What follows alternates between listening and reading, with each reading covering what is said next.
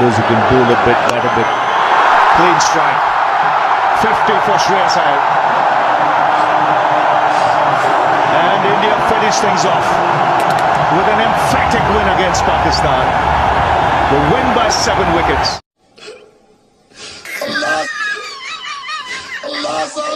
पाकिस्तान के आतंकियों ने सारा मेहनत झोंक दिया। पाकिस्तान के आतंकियों ने सारा मेहनत झोंक दिया। रोहित शर्मा ने पाकिस्तान में मोटा डंडा ठोक दिया। तेरे भाई के ससुर के जीजा के दामाद की टीम तो हार गई, बुरा लगा ना? आतंकिस्तान जिंदाबाद खूब चिल्लाया हैदराबाद ने। आतंकिस्तान जिंदाबाद खूब चिल्लाया हैदराबाद ने। खून खौला दिया था सुन लो तेरी उस आवाज ने। खाकर हिंदुस्तान का ही, खाकर हिंदुस्तान का ही पीठ में छुरा भोंक दिया। रोहित शर्मा ने पाकिस्तान में मोटा डंडा ठोक दिया। तेरे भाई के ससुर के जीजा के दामाद की टीम तो हार गई, बुरा लगा ना?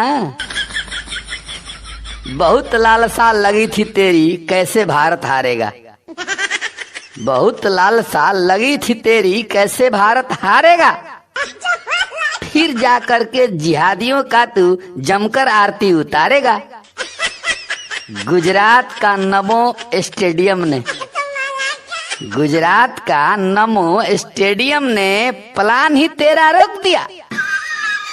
रोहित शर्मा ने पाकिस्तान में मोटा डंडा ठोक दिया। तेरे भाई के ससुर के जीजा के दामाद की टीम तो हार गई, बुरा लगा ना? काला तेरे झंडा में डंडा लगाया हिंदुस्तान ने। काला तेरे झंडा में डंडा लगाया हिंदुस्तान ने। देख लिया ना जमकर धोया हमारे नौजवान ने। जैसे हारा कटोरा कंपनी, जैसे हारा कटोरा कंपनी पैजामा में ही पोंक दिया। रोहित शर्मा ने पाकिस्तान में मोटा डंडा ठोक दिया। तेरे भाई के ससुर के जीजा के दामाद की टीम तो हार गई, बुरा लगा ना? सारे तेरे जिहादियों के मुंह पर कालिख पूत गई। सारे तेरे जिहादियों के मुंह पर कालिख पूत गई। अब तो इसका बुरा हाल है, सारी श्रद्धा ही बुझ गई। कड़कनाथ का पार्टी देता, कड़कनाथ का पार्टी देता, वो भी पार्टी रोक दिया। रोहित शर्मा ने पाकिस्तान में मोटा डंडा ठोक दिया। तेरे भाई के ससुर के जीजा के दामाद की टीम तो हार गई, बुरा लगा ना? पाकिस्तान के आतंकियों ने सारा मेहनत झोंक दिया। रोहित शर्मा ने पाकिस्तान में मोटा डंडा ठोक दिया। तेरे भाई के ससुर के जीजा के दामाद की टीम तो हार गई, बुरा लगा ना? कुछ लोग लिख ले बा कि बड़का कवि भइल बड़ा, हिम्मत हो गए तो मोदी जी पर कविता बना के सुनाओ ना। तो चलिए आज ओहू लोग के श्रद्धा बुत आ जाओ, मोदी जी पर सुनी। मोदी जी अब बुढ़ौतियों में खाई थोड़ा मलपुआ।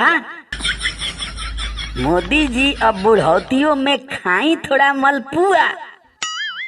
रउआ के जौन गरियाव तारन जा ओकनी के खाली बाड़ी जा बुआ। बतियाई का मोदी जी अब बुढ़ौतियों में खाई थोड़ा मलपुआ। रउआ के जौन गरियाव तारन जा ओकनी के खाली बाड़ी जा बुआ। बतियाई का देश के विकास तो करते बानी, ओहू लोग में विकास करी। देश के विकास तक करते बानी, ओहू लोग में विकास करी। कहीं तो कमेंट बॉक्स में जाके पता ओकनी के तलाश करी। इहो नेक तनी काम करी, इहो नेक तनी काम करी। सरपुतवा दिहन जा दुआ। रउआ के जौन गरियावत तारन जा ओकनी के खाली बाड़ी जा बुआ बतियाई का। पूजा पाठ सनातन से ओकनी के होला खुजली। पूजा पाठ सनातन से ओकनी के होला खुजली। रउआ पर कविता बना के हम गिरावतानी बिजली। मस्त मस्त आपन काम करी, मस्त मस्त आपन काम करी, ओकनी के करे दी हुआ हुआ। रउआ के जौन गरियावत तारन जा ओकनी के खाली बाड़ी जा बुआ बतियाई का। ऊ हवन जा सेकुलर वादी कई गो करम मिलावल बा। ऊ हवन जा सेकुलर वादी कई गो करम मिलावल बा। टुकड़ा टुकड़ा इकट्ठा करके तब ऊ शरीर बनावल बा। रात दिन ऊ देता रंजा, रात दिन ऊ देता रंजा सनातन के बददुआ। रउआ के जौन गरियावत रंजा ओकनी के खाली बाड़ी जा बुआ बतियाई का। बेचैन बाड़ंजा भाजपा के दिन ब दिन बढ़ला से। बेचैन बाड़ंजा भाजपा के दिन ब दिन बढ़ला से। यूपी में बहुत शांति भइल बा बुलडोजर के रगड़ला से। सुई जदी लगैहन जात, सुई जदी लगैहन जात एनियो से दियाई सुआ। रउआ के जौन गरियावत तारन जा ओकनी के खाली बाड़ी जा बुआ बतियाई का। मोदी जी अब बुढ़ौतियों में खाई थोड़ा मलपुआ।